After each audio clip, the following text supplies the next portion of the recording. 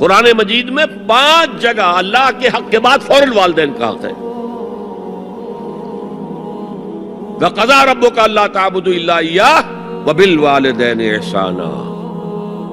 تیرے رب نے فیصلہ کر دیا ہے کہ اس کے سوا کسی کی بندگی نہیں کرو گے اور والدین کے ساتھ نیک سلوک کرو گے. اللہ کے حکم کے بعد، اللہ کے حق کے بعد والدین کا حق ہے.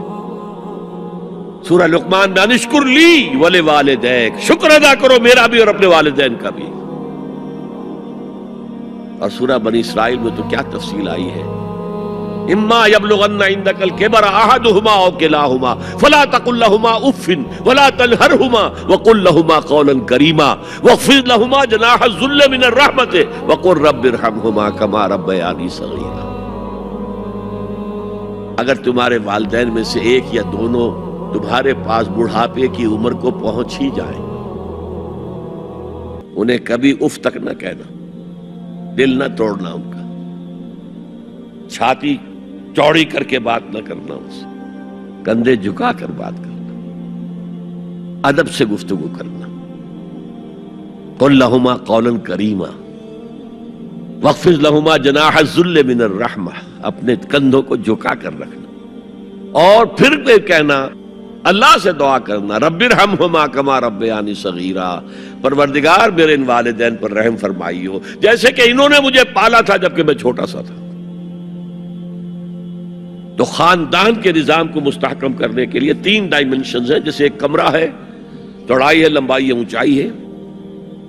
پہلے تو شوہر اور بیوی کے درمیان بانڈ آف لو. اب یہ شوہر اور بیوی پیرنٹس بن گئے ہیں، والدین بن گئے، اولاد آ گئی. سیکنڈ ڈائمنشن ایڈ ہو گئی، ادب، عزت. اور بہن بھائی ہے، اخوت، جس کو کہ وہ کہہ رہا ہے جی ویلز بھی، فریٹرنٹی. خاندان کا ادارہ مستحکم. یہاں ایک نقطہ اور بیان کر دوں. لیگل لیول پر بیوی کے حقوق کم ہیں شوہر کے زیادہ. الرجال قوامون علی النساء، سیدھی سیدھی بات ہے اور ہمیں ڈٹ کر کہنا چاہیے. اس سے زیادہ معقول بات کوئی نہیں.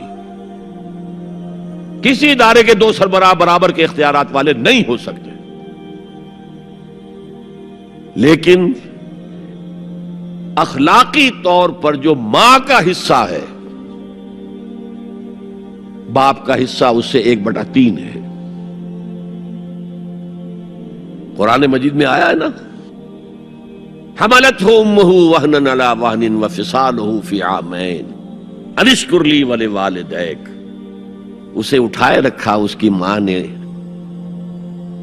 اپنے پیٹ میں، کمزوری پر کمزوری جھیل. کمزوری تو ہو رہی ہے، اس کا خون چوس رہا ہے اندر، جونک جو ہے وہ چوس رہی ہے خون اس کا. اور سب ماؤں کو تو اتنی نرشمنٹ موجود نہیں ہوتی کہ آپ پریگننسی میں اس کے لیے ضروری نرشمنٹ فراہم کر دیں. وہنن علی وہن، کمزوری پر کمزوری جھیل کر بھی اپنے پیٹ میں اٹھائے رکھا. وفصالہ فی عامین، اور پھر دودھ چھڑانا ہوا 2 سالوں میں.